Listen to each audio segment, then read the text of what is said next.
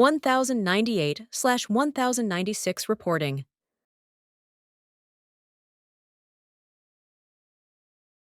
Loan Assistant allows easy 1098 creation, management, reporting.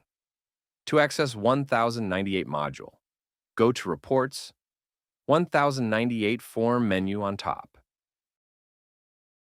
The 1098 reporting can be done for lending company or investors. The selection is done by choosing a proper radio button, Company Participant. On top of the screen, select Search Borrower for the report.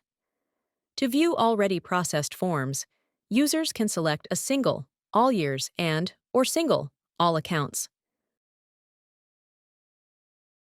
Click on the Add New button on the right to create a new 1098 add. Modify lender info for the form by clicking on View, Modify button on the right top side of the screen.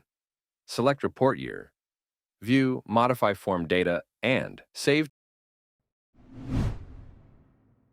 The newly added form appears on the list of existing 1098 forms for the year.